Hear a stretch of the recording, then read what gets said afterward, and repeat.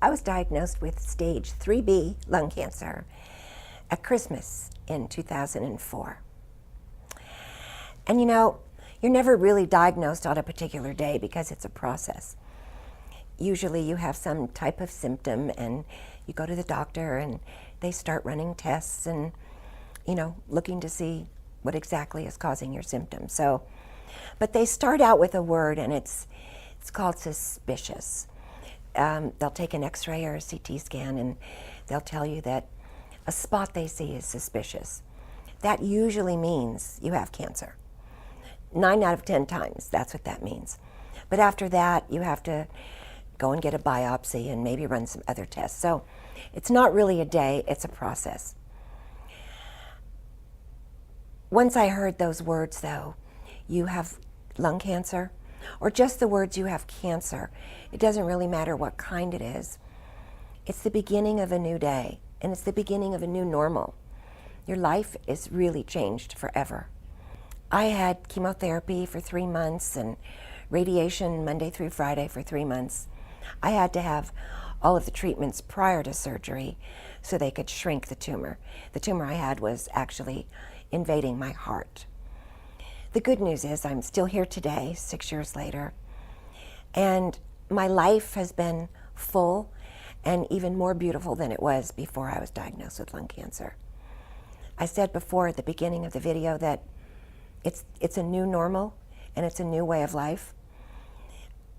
The cancer is always looming, and because it's always looming, I know for myself, and I talk to people all the time that have cancer, and they say the same thing, that the sun is brighter, the ocean's bluer, the birds are singing more gently. It's all just a much better world we live in because you have a tendency to see more of the good and less of the bad. My journey was a difficult one because I had several side effects from either chemo or steroids or some type of medication that I was taking. So my recovery took a bit longer than most.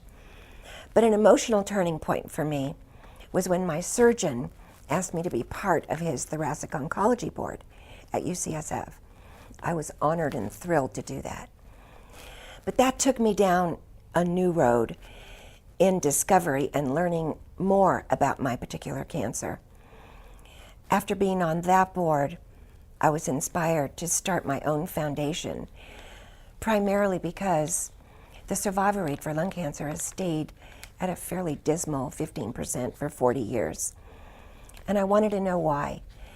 Mostly because our cancer is stigmatized with smoking, which is really sad for me and for all of the other lung cancer patients I know that have both survived and passed away from this disease. In that, you know, smoking is a bad actor, but it's the cause for many diseases, heart disease, many cancers. And we as a society should really take care of all people with life-threatening diseases and not discriminate against one in particular. The success with AIDS is really what I look at and am inspired by. Also a very stigmatized disease, but look at where they are today because that stigma has been removed. So we started one foundation, and I realized fairly quickly that that wasn't going to be enough, so we started a second one. So now we're off doing our own research and creating our own clinical trials and running a biorepository with the goal of really seriously changing that survival rate.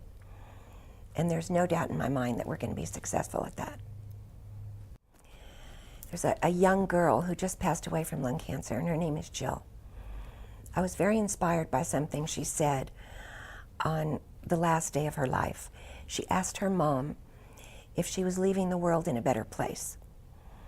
And from the day I heard that, it was very, very clear to me that the whole purpose of starting the foundation and the whole purpose of me getting cancer in the first place was so I could leave the world in a little better place than where it was when I entered the world.